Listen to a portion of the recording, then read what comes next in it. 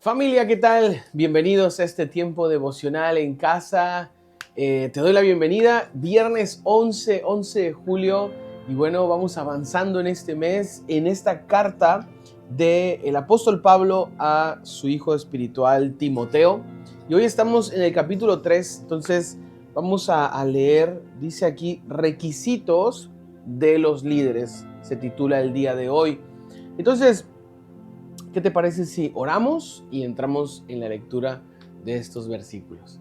Señor Jesús, gracias por este día, gracias porque reconocemos esta mañana que tú eres bueno con nosotros y Dios, yo quiero pedirte que nos ayudes a poder reflexionar en estos versículos, que puedan estos versículos ser sembrados en nuestra vida, que podamos comprenderlos de la mejor forma, Señor, para poderlos llevar a la práctica. Gracias te damos, Señor, por este día, en el nombre de Jesús, amén. Muy bien, estamos capítulo 3, del 1 al 13, vamos a estar leyendo, y el apóstol Pablo está hablándole a Timoteo. Recordemos que esta carta es porque Timoteo ha asumido las responsabilidades de una iglesia o de algunas. Entonces, Pablo, interesado en formar a Timoteo como un buen líder, le escribe estas cartas. Y no deberíamos pensar que estas cartas son exclusivamente para líderes, sino debemos pensar que estas cartas en su tiempo fue escrita para Timoteo como líder, sin embargo abarcan también a todos los demás creyentes. Y bueno, vamos a entrar en los versículos de esta mañana. Dice, la siguiente declaración es digna de confianza. Si alguno aspira a convertirse en líder de la iglesia, desea una posición honorable, o sea, desea algo bueno. Por esta razón, un líder de la iglesia debe ser un hombre que lleve una vida intachable, debe serle fiel a su esposa, debe tener control propio, vivir sabiamente y tener una buena reputación. Con agrado debe recibir visitas y huéspedes en su casa, y también debe tener la capacidad de enseñar. No debe emborracharse ni ser violento. Debe ser amable, no debe buscar pleitos ni amar el dinero. Debe dirigir bien a su propia familia y que sus hijos lo respeten y lo obedezcan. Pues, si un hombre no puede dirigir a los de su propia casa, ¿cómo podrá cuidar de la iglesia de Dios? Dice, un líder de la iglesia no debe ser un nuevo creyente, porque podría volverse orgulloso y el diablo lo haría caer. Además, la gente que no es de la iglesia debe hablar bien de él para que no sea deshonrado y caiga en la trampa del diablo.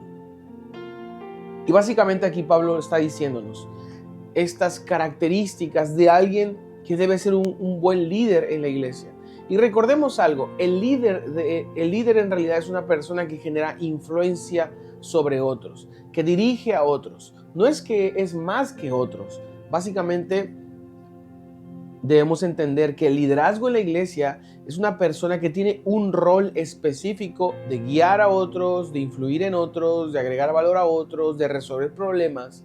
Y esta persona que está como responsable de esta dirección debe tener ciertas características. Y básicamente Pablo está diciendo, mira, el líder tiene que tener estas características y entendemos esto, que son características, aspectos de vida, aspectos de llevar su familia, que son reflejo de madurez espiritual.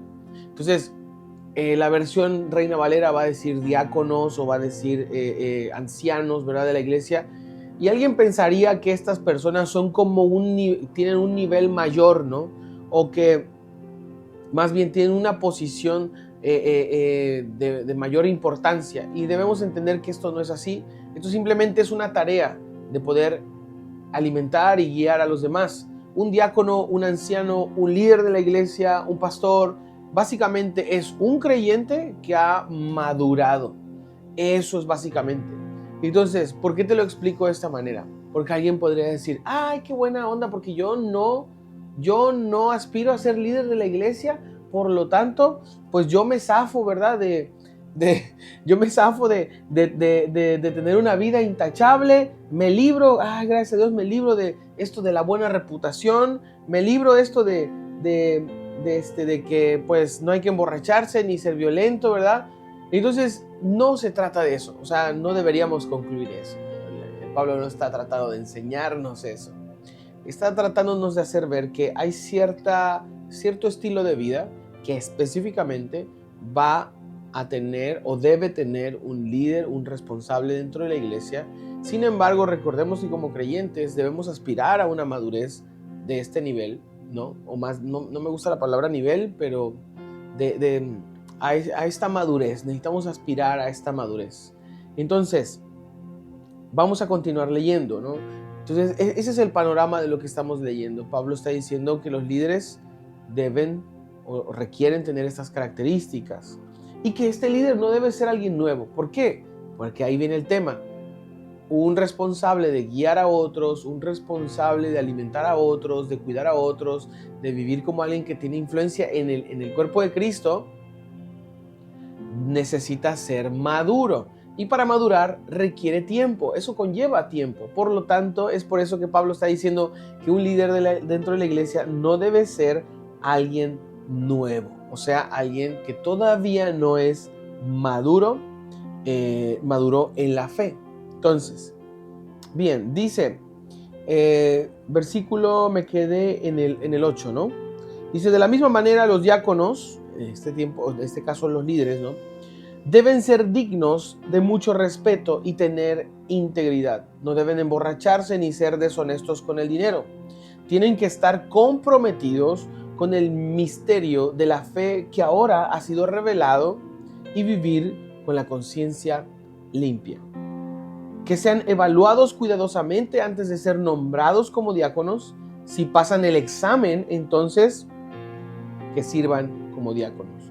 Los diáconos son estas personas llamadas también como parte de, vamos a entenderlo así ahora, como parte del equipo pastoral, como parte del equipo de liderazgo.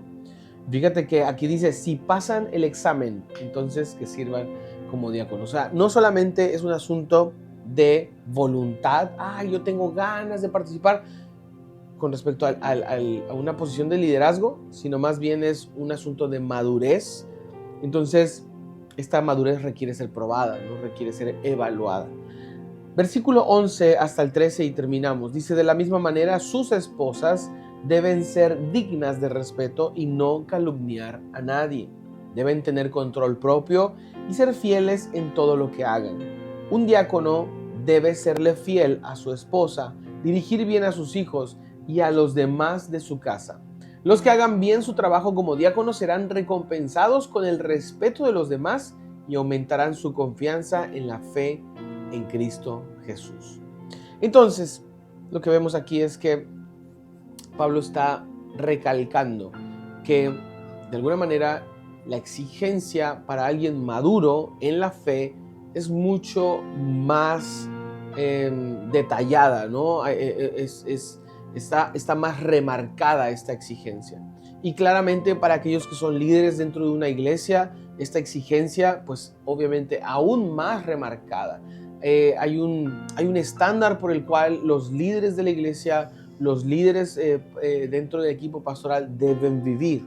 Ahora, eso no nos debe llevar a la conclusión de que como yo soy tal vez un creyente nada más, un congregante, entonces yo no debo vivir en esos criterios o en estas demandas o exigencias o características. No deberíamos concluir de esa manera.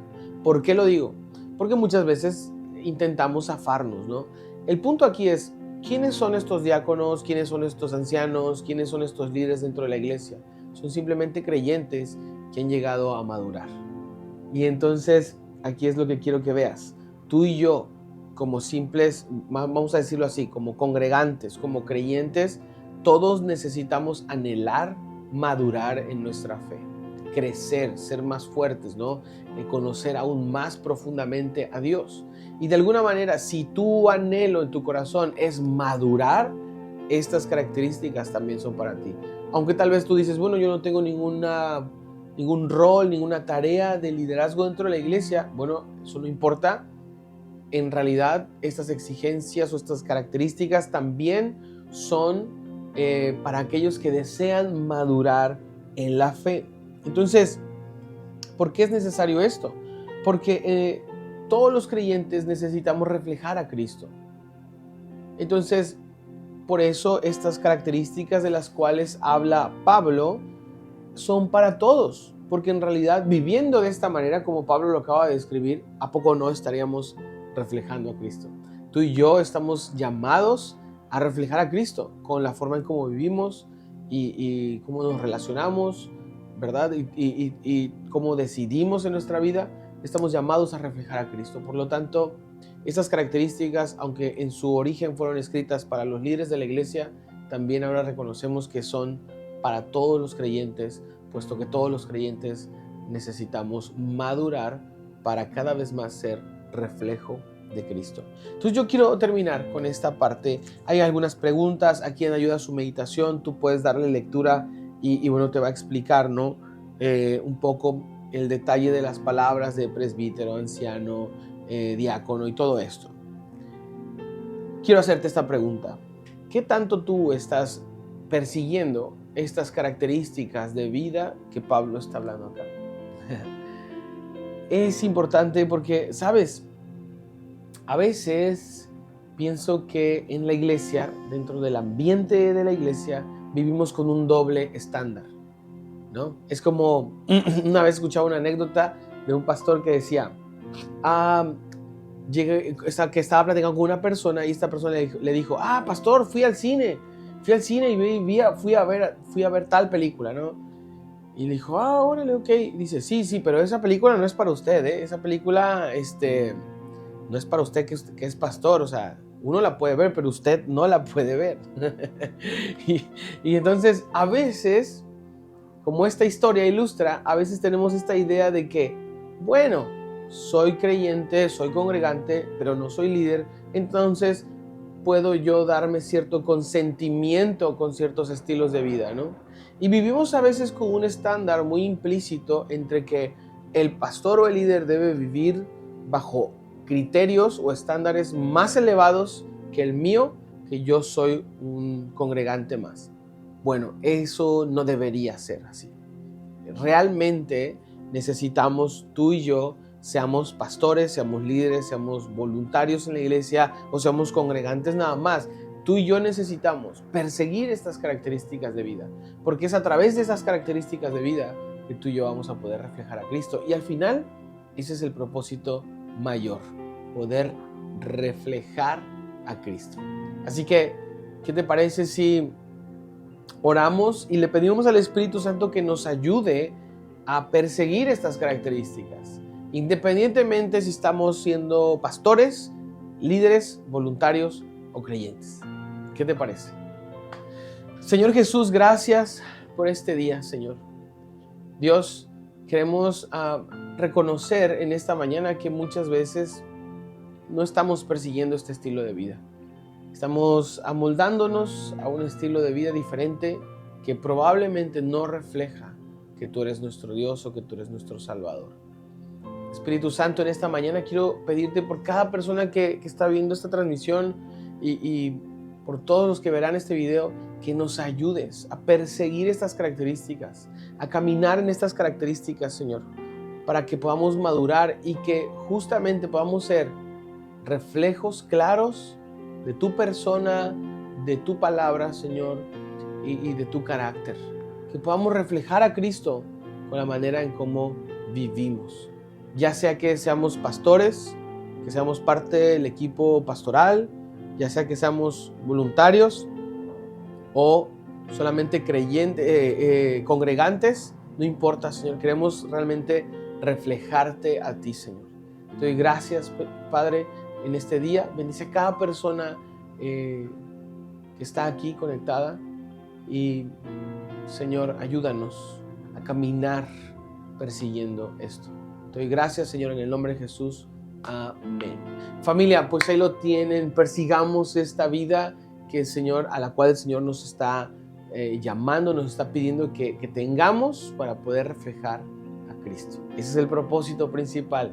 No lo olvides. Que Dios te bendiga. Nos vemos en la próxima. Que tengas excelente fin de semana.